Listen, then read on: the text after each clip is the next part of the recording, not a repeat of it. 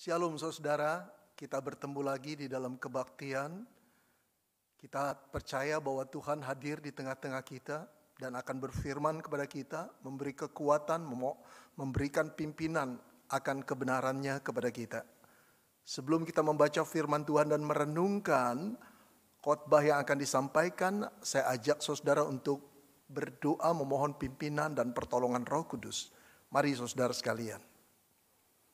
Bapa di dalam surga, hati kami telah siap untuk mendengar firman-Mu. Pimpin dan bimbinglah kami dengan Roh Kudus-Mu, agar pikiran kami, agar hati kami boleh menerima dan memahami firman Tuhan, terlebih lagi melakukan firman-Mu. Bapa dalam surga, kami meletakkan hamba-Mu yang penuh dengan kekurangan dan juga kelemahan untuk boleh diurapi dengan kuasa Roh Kudus-Mu. Sehingga ketika dia menyampaikan firman, sungguh-sungguh Roh Allah lah yang berkata-kata kepada kami. Bapa, kami telah siap untuk mendengar firman-Mu. Berfirmanlah dalam nama Tuhan Yesus, penebus kami yang agung, yang telah mati bagi kami berdoa. Amin. Saudara, firman Tuhan pada saat ini yang akan kita baca adalah terambil dari Efesus 2 ayat 8 sampai dengan 10. Efesus 2 ayat 8 sampai dengan 10. Demikianlah firman Tuhan. Sebab karena kasih karunia, kata Paulus kepada jemaat di Efesus, kamu diselamatkan oleh iman. Itu bukan hasil usahamu, tetapi pemberian Allah.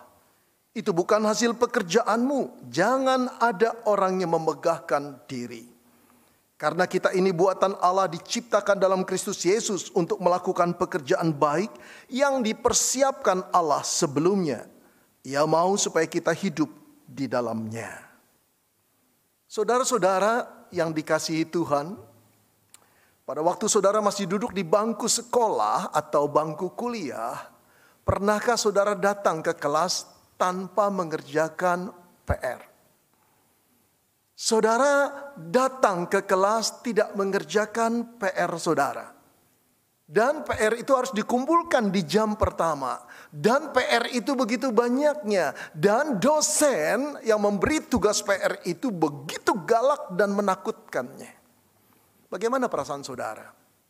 Saya percaya saudara khawatir, gelisah, agak stres, memikir-mikirkan bagaimana mengungkapkan alasan yang bisa diterima oleh dosen tersebut.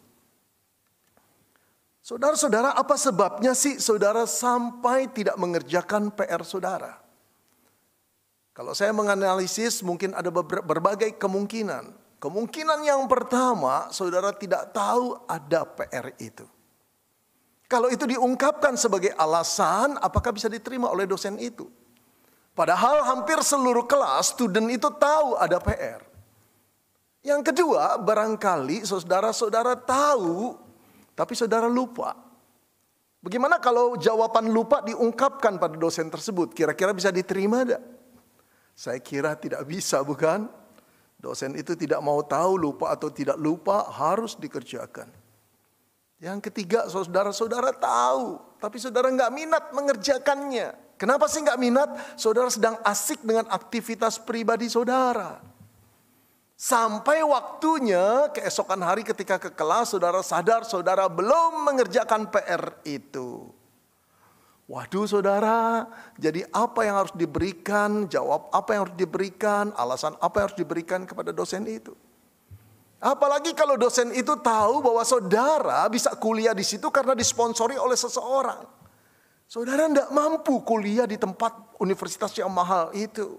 Ada seseorang yang rela mensponsori saudara. Dan orang itu orang terkenal. Dan orang itu yang merekomendasi saudara untuk diterima. Padahal IP saudara juga tidak cukup. Bagaimana kalau kelak dosen itu melaporkan, menceritakan bahwa saudara datang ke kelas tidak mengerjakan PR? Bagaimana kalau kelak saudara-saudara IP saudara atau raport saudara harus ditunjukkan kepada orang itu? Apa jawab saudara ketika ditanya kenapa hasilnya seperti ini? Ada perasaan tidak enak, bukan? Saudara bisa membayangkan perasaan saudara sendiri ketika berhadapan dengan sang sponsor itu. Tapi jangan khawatir saudara. Ada kabar baiknya yang meloloskan saudara dari tanggung jawab itu. Kabar baiknya apa, Pak? Kabar baiknya adalah karena kisah itu kisah fiktif, saudara. Dan sponsor itu juga sponsor yang bersifat imajinatif. Saudara tidak perlu datang dan bertanggung jawab. Tapi ada kabar buruknya, saudara. Apa kabar buruknya, Pak? Kabar buruknya adalah kisah fiktif itu merupakan penggambaran kenyataan real kehidupan saudara dan saya. Kita punya PR, saudara. Di dalam kehidupan ini yang harus kita selesaikan. Saudara mungkin bertanya, PR dari mana, Pak? Bukan dari guru kok, bukan dari guru, saudara. Bukan dari dosen, saudara. Tapi dari Allah Sang Pencipta dan Penebus kita. Kita punya PR. Saudara bisa bayangkan kelak. Saya khawatir sekali kelak ketika banyak anak-anak Tuhan pulang dalam kekekalan. Berhadapan dengan tata pengadilan Allah. Begitu banyak anak-anak Tuhan yang belum mengerjakan PR-nya. Entah lupa, entah tidak mau tahu, entah tidak mau tanggung jawab. Harus berdiri di hadapan tahta pengadilan Tuhan. Tuhan menatap, Tuhan sang sponsor menatap engkau dan saya. Menatap kita semua yang belum menyelesaikan PR itu. Oh saudara-saudara, sungguh gentar hati kita pada saat itu. Kita termasuk orang lalai, kita termasuk orang yang tidak mau tahu, kita termasuk orang yang tidak bertanggung jawab di hadapan Tuhan. PR itu PR kita. PR saudara, PR saya. Bagaimana kita bisa bertanggung jawab? Saudara-saudara yang dikasihi, untuk mencegah persoalan itu terjadi kelak, kita perlu memahami Efesus 2 ayat 8 sampai 10 ini. Saudara, bagian ini ditulis oleh Paulus. Atau surat Efesus ini ditulis oleh Paulus kepada jemaat di kota Efesus. Ada kesamaan antara jemaat Efesus dan kita sekalian, jemaat. Kesamaannya apa? Kesamaannya adalah sama-sama orang berdosa yang telah diselamatkan oleh pengorbanan Kristus. Kesamaan yang kedua, sama-sama memiliki PR yang Tuhan berikan sebagai pencipta dan penebus.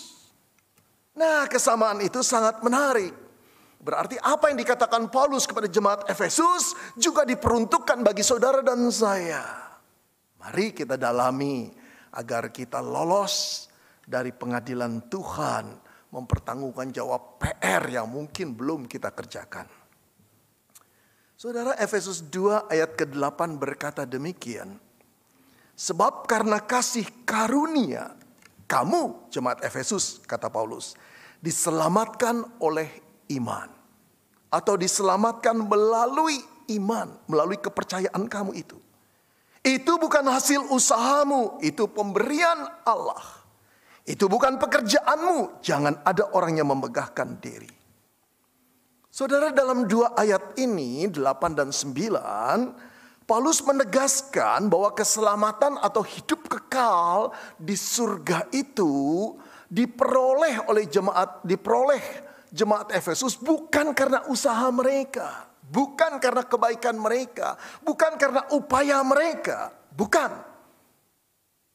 Keselamatan di dalam kehidupan kekal itu tidak akan pernah dijangkau oleh upaya mereka. Saudara, sama seperti anak-anak yang ingin menjangkau bintang di tempat yang tinggi atau di langit yang tinggi. Sedangkan panjang tangan mereka tidak lebih daripada 30 cm, saudara.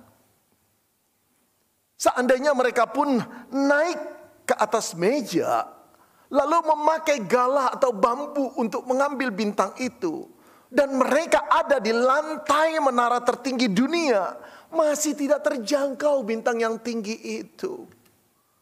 Saudara, seperti itulah keselamatan yang dikejar oleh manusia, yang dimimpikan manusia, yang tidak diperoleh oleh manusia, terlalu tinggi, tidak terjangkau. Jadi bagaimana manusia bisa diselamatkan? Bisa memperoleh hidup kekal di surga. Satu-satunya cara adalah Allah memberikan keselamatan itu kepada manusia. Saudara, itulah yang hendak Paulus katakan kepada jemaat di Efesus. Keselamatan itu bukan mereka miliki karena kesalehan mereka, karena sedekah mereka, karena ibadah mereka, karena puasa mereka, karena kebaikan-kebaikan yang mereka lakukan. Tidak pernah keselamatan itu terjangkau dengan cara demikian. Keselamatan itu mereka dapat karena Allah memberikannya. Melalui apa saudara? Melalui pengorbanan Kristus di atas kayu salib. Itu merupakan anugerah Allah semata-mata. Anugerah itu mereka terima ketika mereka percaya pada jalan yang telah Allah buat melalui Kristus Yesus. Anugerah itu satu anugerah yang sangat besar dan mahal yang tidak pernah dicapai oleh kebaikan mereka. It's impossible to get it. Saudara-saudara, anugerah itu adalah sesuatu yang betul-betul impossible. Tidak bisa, tidak mungkin untuk didapat oleh manusia. Saudara yang dikasihi Tuhan, ini sama dengan cerita fantasi atau cerita fiktif. Seorang wanita PSK tua yang sedang sakit menderita HIV, yang tinggal dibuang oleh masyarakat dan tidak diperdulikan, tapi dirawat oleh seorang dokter muda yang baik, anak orang kaya yang jatuh hati kepada dia dan menginginkan mengawini PSK tua ini. Cerita terlalu fantasi. Cerita terlalu fiktif, cerita terlalu indah yang tidak mungkin. Saudara, seperti itulah anugerah Tuhan. Tidak mungkin bagi engkau dan saya. Sesuatu yang tidak mungkin Allah berikan melalui Yesus Kristus. Kita mirip dengan wanita PSK tua yang kena HIV, sakit-sakitan, sedang sekarat menunggu kematian. Tapi karena Allah mengasihi kita, diberikan anaknya yang tunggal. Diberikan anaknya yang tunggal. Diberikan anaknya yang tunggal untuk menjadi korban penebus dosa engkau dan saya. Itulah anugerah. Kita yang tidak pantas diberi anaknya agar kita diselamatkan. Saudara, keselamatan hanya melalui iman inilah yang dibentangkan oleh Martin Luther. Tokoh reformasi itu saudara. Tanggal 31 Oktober tahun 1517 di Wittenberg. Intinya adalah orang benar akan hidup oleh iman dan diselamatkan oleh anugerah Kristus Yesus. Saudara, kebenaran ini dibentangkan oleh Martin Luther ketika gereja membohongi jemaatnya, menipu jemaatnya dengan surat penjualan dosa hanya untuk mencari uang dan mengumpulkan kas lebih banyak di gereja. Saudara-saudara, pengampunan dosa tidak pernah bisa dibeli dengan uang. Bahkan dengan ibadah kita. Dengan amal bakti, doa, puasa, sedekah kita. Satu-satunya cara adalah Allah memberikannya dengan cuma-cuma di dalam Kristus Yesus. Saudara yang dikasihi Tuhan, Paulus mau menegaskan kembali. Jemaat Efesus, setiap orang percaya, engkau dan saya diselamatkan bukan karena kebaikan kita. Bukan karena perbuatan kita, tetapi karena semata-mata anugerah Tuhan.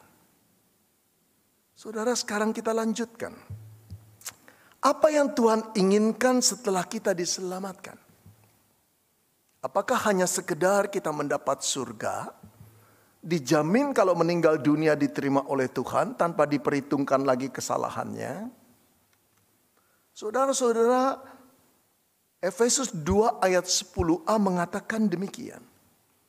Karena kita ini buatan Allah, diciptakan dalam Kristus Yesus untuk melakukan pekerjaan baik. Saudara, perhatikan, inilah tujuan, salah satu tujuan Allah menyelamatkan kita. Melakukan pekerjaan baik. Tapi sebelumnya Paulus berkata, karena kita ini buatan Allah, Saudara, kata buatan dalam Yunaninya itu adalah poema. Dalam bahasa Inggrisnya poem. Artinya puisi. Dengan kata lain kita boleh mengartikan ini. Bahwa kita ini adalah puisi-puisi Allah. Karya seni Allah. Yang dibuat di dalam Kristus Yesus. Yang mati bagi kita. Darahnya menyucikan kita. Sehingga kita dijadikan baru. Kita ini karya seni Allah. Sebagaimana karya seni, saudara. Ketika orang melihatnya, karya seni itu akan memancarkan karakter si pembuatnya. Sifat-sifat si pembuatnya. Keterampilan si pembuatnya.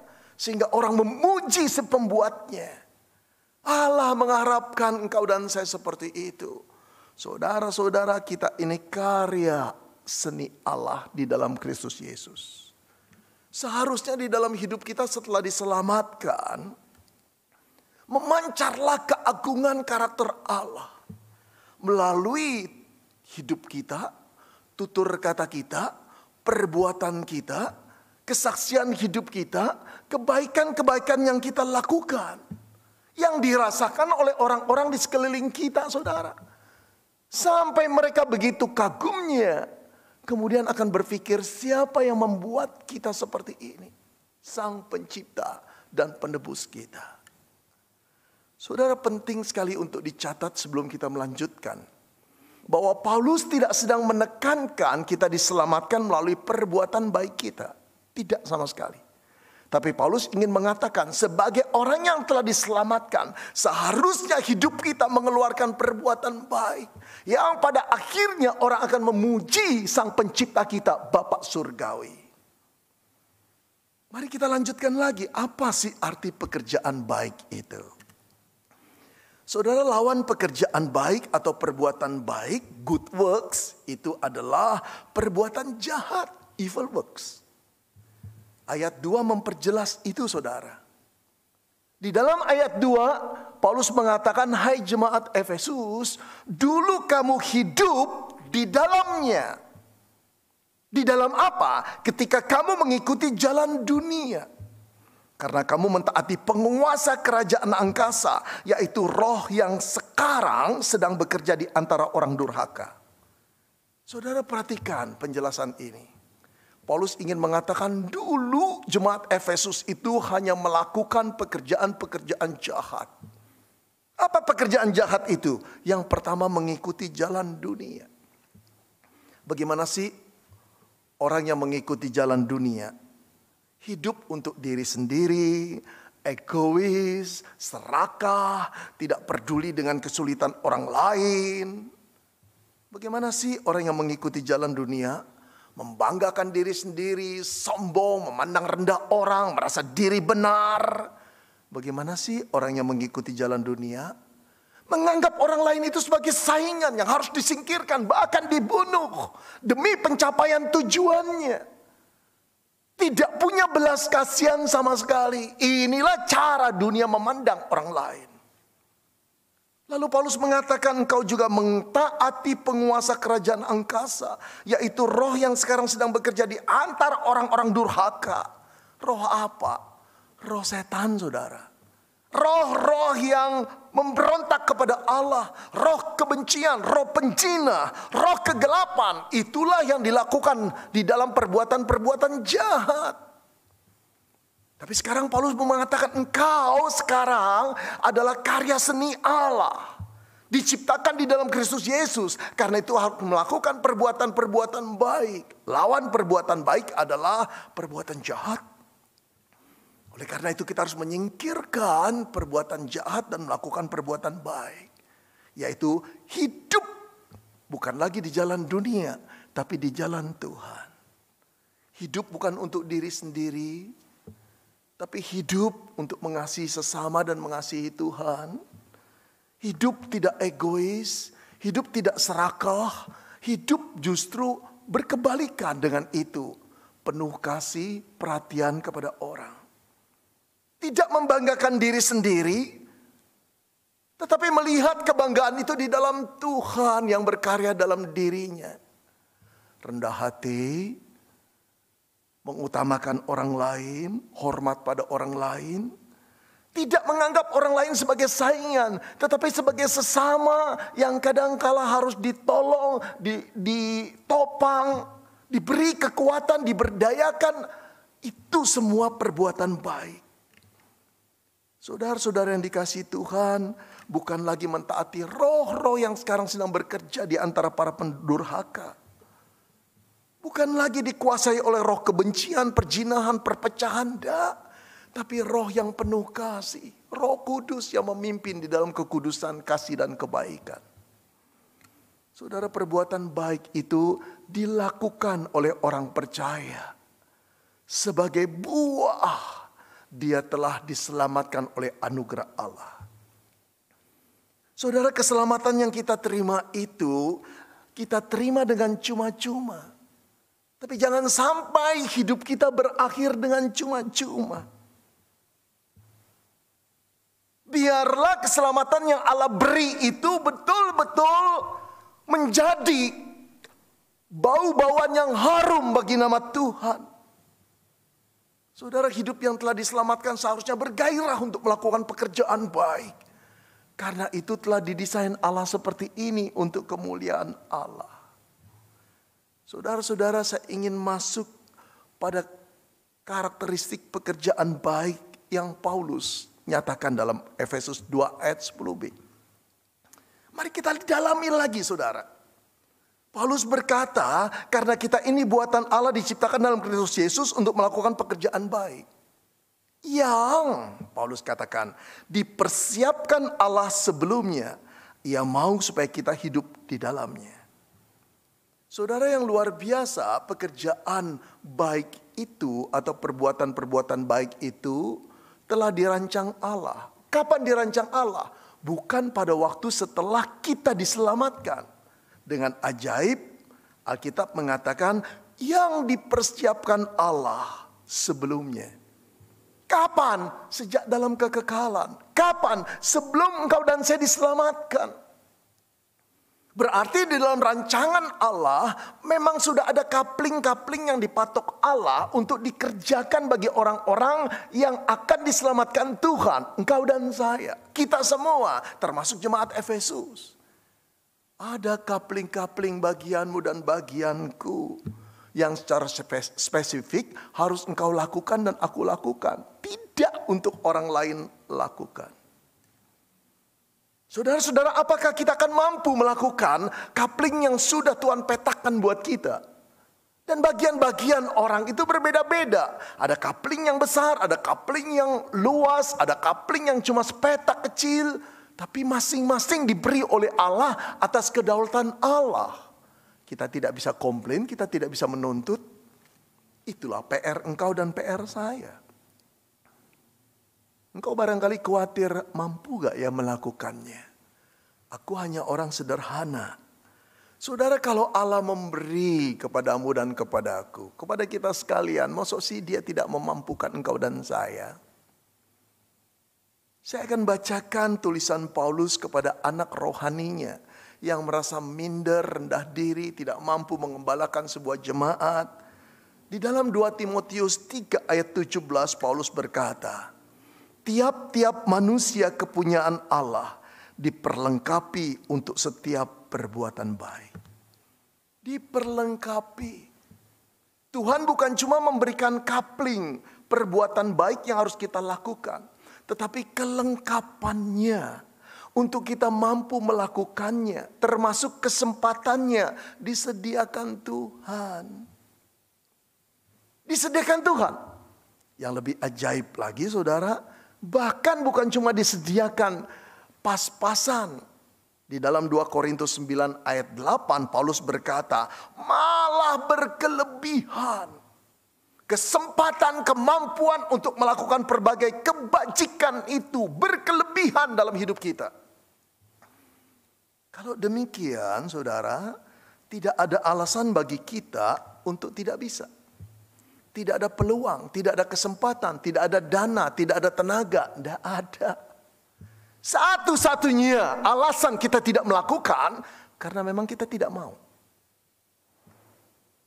Saudara, bagaimana kita bisa berhadapan dengan Tuhan kelak kalau kita tidak mau melakukannya? Ini PR kita yang belum kita kerjakan. Atau buat sebagian kita yang belum kita selesaikan. Saudara, Dia adalah sponsor yang membuat engkau dan saya diselamatkan oleh darah Kristus. Bapa adalah sponsor yang memungkinkan engkau mempunyai seperti sekarang ini. Tapi Bapak tidak membiarkan engkau diselamatkan hanya untuk memikirkan dirimu sendiri. Dia menyiapkan kapling-kapling yang menjadi PR engkau dan saya. Menjadi bagianmu dan bagianku masing-masing untuk kita selesaikan. Dan saudara, karakteristik daripada perbuatan baik ini yang harus kita ketahui adalah bentuknya tidak terbatas. Bukan cuma kita tidak tahu berapa luas kapling itu pada masing-masing orang. Tetapi bentuknya tidak terbatas. Kebaikan itu yang harus kita lakukan tidak dibatasi sama satu jenis bentuk saja. Tidak. Kadangkala perbuatan-perbuatan baik yang kita lakukan bisa sekedar hanya senyum saja. Bisa sekedar menyapa seseorang, say hello, good morning, apa kabar. Tetapi juga bisa sekedar saudara untuk menawarkan bangku. Ketika ada orang yang memerlukan bangku dan kita berdiri mempersilakannya. Bisa juga menyediakan sebotol air minum mineral untuk orang yang sedang haus. Bisa juga keramahan, hospitality saudara. Ada banyak bentuk dan tidak terbatas. Karakteristik yang lain adalah saudara, waktu pengerjaannya. Perbuatan-perbuatan baik ini, kapling yang Tuhan serahkan padamu dan padaku justru terbatas. Barangkali saudara bertanya, terbatas oleh apa, Pak? Terbatas oleh usia, terbatas oleh umur yang Tuhan berikan kepadamu dan kepadaku. Kesempatan untuk melakukan perbuatan baik itu tidak selamanya ada padamu dan padaku. Satu kali Tuhan memanggil kita pulang, perbuatan baik itu tidak pernah bisa kita lakukan lagi. Oh, betapa berharganya yang disebut kesempatan. Betapa berharganya untuk melakukan yang baik di dalam kesempatan-kesempatan itu. Satu kali berlalu tidak mungkin diulang lagi. Saudara-saudara, saya pernah merasa menyesal.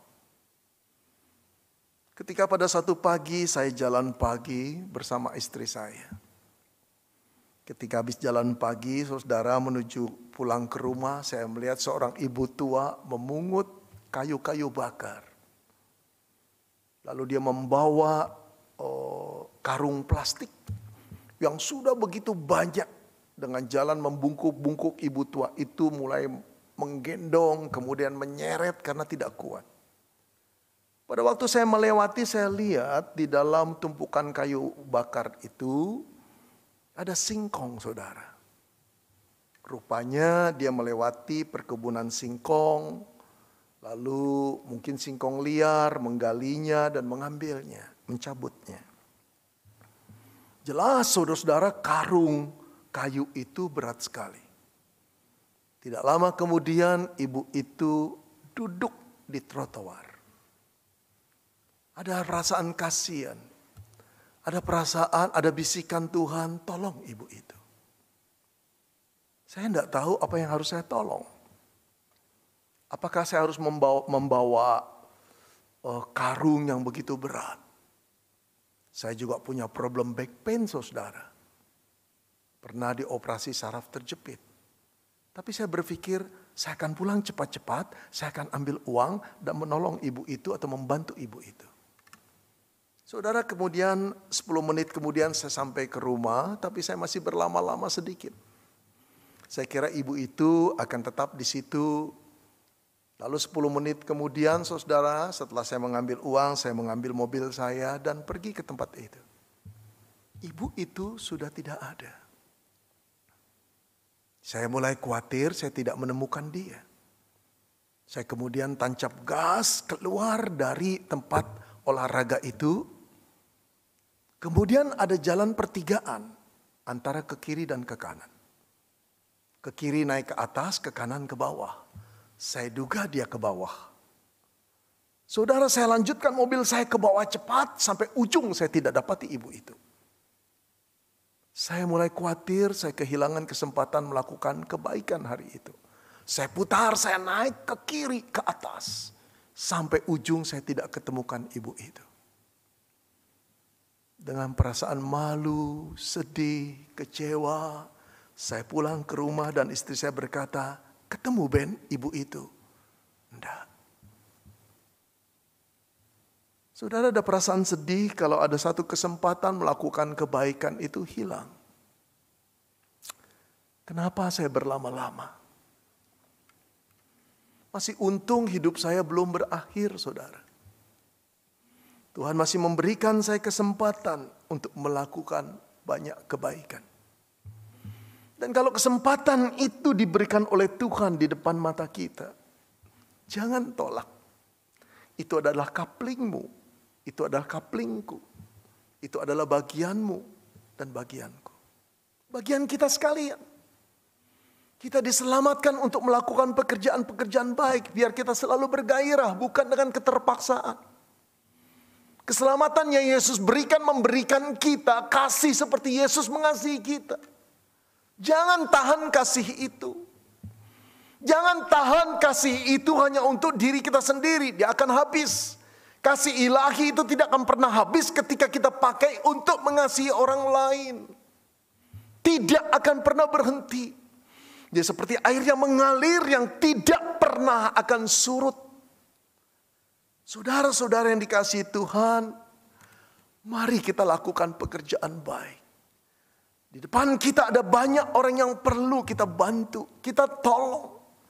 Hanya orang-orang yang telah mendapat pertolongan, keselamatan, anugerah daripada Tuhanlah yang sanggup untuk melakukan itu tanpa lelah. Kau dan saya. Saudara-saudara yang dikasihi Tuhan, baru saja saya membaca sebuah true story dari sebuah Facebook.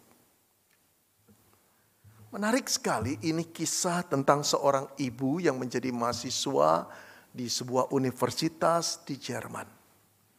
Dia sudah mempunyai 3 anak bersama suaminya di sana, sedang menyelesaikan kuliahnya.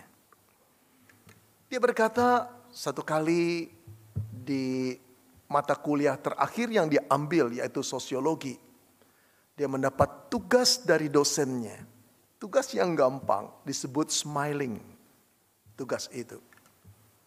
Saudara, apa yang diwajibkan oleh dosen itu? Setiap mahasiswa disuruh untuk senyum kepada 3 orang berbeda dan mencatat reaksi mereka waktu menerima senyum. Ibu itu berpikir, saya ini orang yang ramah. Senyum bukan jadi masalah karena dia senang ngobrol, dia ramah dengan orang lain, jadi itu tugas yang gampang. Saudara, setelah dia keluar dari kelas itu, suami dan anak bungsunya telah nunggu di mobil. Lalu karena mereka lapar, mereka mampir di resto McDonald. Saudara, dia katakan pagi itu udaranya dingin dan kering. Ketika mereka mengantri untuk mendapatkan makanan di McDonald, dia berkata sama suaminya, kamu dan anak duduk saja dulu, saya ngantri. Karena dia tahu selera suaminya, selera anaknya, gampanglah. Saudara, ketika dia mengantri, satu tahap demi satu tahap, satu orang demi satu orang, tiba-tiba orang-orang di belakangnya itu menyingkir. Seperti terjadi kepanikan. Dia bingung. Belum dia berbalik, hidungnya mencium bau yang tidak enak. Bau busuk.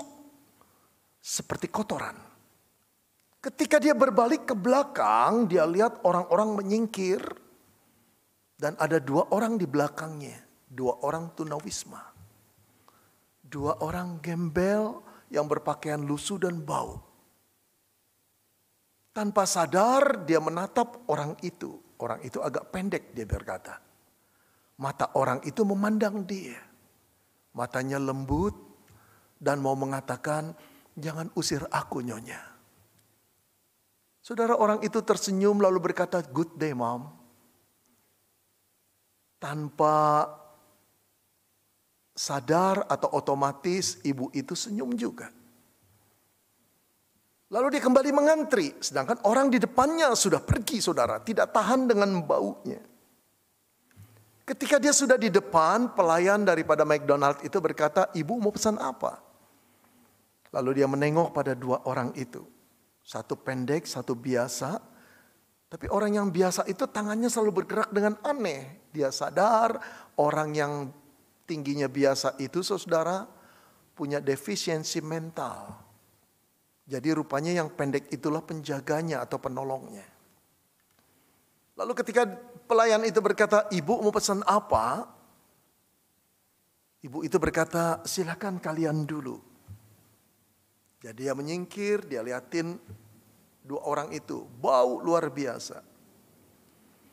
Saudara-saudara sampai di sana, sang pria yang pendek itu berkata, saya pesan kopi saja, 1 cangkir.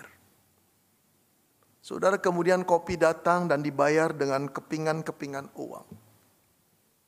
Uang receh saudara. Si ibu berpikir itulah sisa uang yang dia punya pasti. Setelah mengambil kopi, kemudian dua orang itu duduk di sebuah meja. Saudara, ibu itu menjelaskan kalau di Jerman, kalau orang hendak duduk di sebuah restoran harus membeli. Tidak boleh tidak membeli. Paling tidak minuman yang harus dibeli. Di dalam pikiran sang ibu, sekarang dia tahu bahwa dua orang itu kedinginan ada di luar. Dan dia ingin berteduh, dia ingin menghangatkan diri. Tapi dia hanya bisa memesan secangkir kopi. Lama ibu itu memandang dua orang itu duduk di bangkunya. Sampai sang pelayan dan orang-orang lain lihat. Lalu sang pelayan berkata, ibu mau pesan apa? 3 kali disapa, ibu mau pesan apa? Baru dia kaget. Tiba-tiba ibu itu berkata, saya diserang oleh rasa iba yang luar biasa. Kemudian dia berkata, saya pesan 3 paket. 2 paket makan pagi, 1 paket besar untuk dia dan keluarganya, suami dan anak bungsunya. Saudara, setelah paket itu keluar, dia berkata kepada pelayan McDonald, tolong antarkan yang ini kepada suami dan anak saya. Biar saya bawa 2 paket sarapan pagi ini. Lalu dia bawa menuju 2 orang itu. Yang berada di meja sudut yang dijauhi orang-orang. Setelah dia membawa makanan itu di meja 2 orang pria itu, tunawisma. Dia menepuk tangannya. Lalu berkata, aku telah memberikan kalian sarapan pagi. Tolong diterima ya. Saudara-saudara, betapa kagetnya kedua orang itu, terutama pria yang pendek. Menatap wajah sang ibu itu dengan tidak percaya. Dengan mata yang berkaca-kaca lalu berkata, terima kasih banyak Nyonya. Terima kasih banyak. Saudara-saudara, sang ibu itu ingin sekali menangis. Dia tepuk pundak orang itu. Lalu dia berkata, sesungguhnya bukan aku yang melakukan ini. Tadi Allah berbisik kepadaku untuk menyampaikan makanan ini kepada kalian. Makan ya. Saudara, ibu itu berkata, aku kembali ke meja suamiku dan anakku dengan air mata yang mengalir. Suamiku tahu itu. Dia memegang tanganku dan berbisik, aku tahu sekarang kenapa Tuhan memberikan engkau menjadi istriku. Untuk mengajari aku dan menyentuh hatiku dari kebaikanmu. Saudara-saudara, cerita belum berakhir. Ketika orang-orang selesai makan, tamu-tamu selesai makan, satu persatu datang mampir ke mejanya. Dan memberi salam. Dia berkata, salut Ada yang berkata, oh luar biasa perbuatanmu. Tapi seorang bapak menyalam dia dan memegang tangannya dan berkata begini, tanganmu ini telah memberikan aku pelajaran yang mahal sekali. Kelak kalau aku dapat kesempatan berbuat baik, aku tidak akan meninggalkannya. Aku akan memakainya segera. Saudara-saudara yang dikasihi Tuhan, selesai ibu ini, suami dan anak bungsunya makan. Tanpa sadar, kepala sang ibu ini menoleh kembali kepada dua laki-laki yang ditolongnya. Dan mereka masih menatap dia. Lalu mereka melambaikan tangan. Saudara yang dikasihi Tuhan, pada waktu tugas ini harus diketik dan diserahkan, dia menyerahkan kepada profesornya atau dosennya pada pagi itu. Ketika dosennya membacanya, dosennya berkata, bolehkah ceritamu ini aku bagikan di kelas? Saya tidak keberatan, kata ibu itu. Saudara, ketika kuliah dimulai, kelas itu dimulai, dosen itu meminta perhatian semua mahasiswa. Lalu saudara, dosen itu membacakan cerita itu. Tentu saja dosen ini membaca dengan sangat luar biasa katanya. Dengan gayanya yang khas. Para mahasiswa di sana tersentuh dan mencucurkan air mata. Beberapa yang duduk dekat dia memeluk dia dan berkata, terima kasih ya untuk ceritamu yang luar biasa itu. Saudara-saudara, di akhir pembacaan cerita itu, sang dosen membacakan kalimat yang saya tulis, kata ibu itu. Apa yang dia tulis? Tersenyumlah dengan hatimu dan kau akan mengetahui betapa dahsyat dampak yang ditimbulkan oleh senyummu itu. Saudara, dengan caranya sendiri, Allah telah menggunakan aku, kata ibu itu, untuk menolong, melakukan perbuatan baik bagi dua orang yang sedang kesulitan itu. Saudara yang dikasihi Tuhan, mencintai sesama dengan menggunakan harta kita. Itulah yang Tuhan inginkan. Sebaliknya, menggunakan harta orang lain dengan menggunakan sesama, itulah perbuatan jahat yang harus kita hindari. Saudara, inilah PR-mu dan PR-ku. PR setiap orang yang pernah diselamatkan oleh Tuhan. Jangan berlama-lama lagi. Jangan hidup lagi hanya untuk diri sendiri. Jangan meratap dan menangis karena kemalangan yang engkau terima dan aku terima yang sebetulnya tidak seberapa dibandingkan orang-orang yang banyak di bawah kita. Sementara kita masih memiliki apa yang kita miliki untuk mencukupkan hidup ini. Kenapa kita tidak berbagi? Saudara-saudara yang dikasihi Tuhan, pada waktu kita berbagi, saudara, apakah kita berbagi untuk mendapat pujian buat diri kita? Tuhan Yesus berkata, saudara, demikianlah hendaknya terangmu bercahaya di hadapan orang, supaya mereka melihat perbuatanmu yang baik dan memuliakan Bapakmu yang di surga. Perbuatan baik yang kita lakukan untuk kemuliaan Bapa di surga. Tapi kita sebagai anak-anak dan sebagai orang yang telah diselamatkan, bangga sekali. Senang sekali dipakai Tuhan. Termasuk bagian orang-orang yang dipakai Tuhan untuk memuliakan namanya. Pencipta kita, penebus kita, yang membuat kita jadi karya seninya. Saudara, lakukan PR-mu sebelum batas waktu tiba. Mari kita berdoa. Terima kasih Tuhan, kami diselamatkan oleh karena iman kami pada anugerah-Mu di dalam Kristus Yesus yang telah mati di kayu salib menebus segala kesalahan kami. Terima kasih Tuhan untuk kesempatan yang Engkau beri kepada kami melakukan perbuatan-perbuatan baik. Coupling itu telah Tuhan gariskan, telah Tuhan sediakan, dan kemampuan melakukannya pun telah Tuhan siapkan. Ajar kami untuk berpikir, ajar kami untuk mempunyai perasaan bukan untuk diri kami sendiri, tetapi melakukan perbuatan-perbuatan baik, bukan perbuatan jahat. Biarlah hidup kami merupakan bau-bau yang harum bagi Tuhan, sehingga orang melihat Engkau pencipta kami dan penebus kami dan memuliakan nama-Mu. Terima kasih Roh Kudus, tolong bantu kami. Kami tidak mampu tapi Engkau yang memampukannya. Dalam nama Tuhan Yesus kami berdoa. Amin.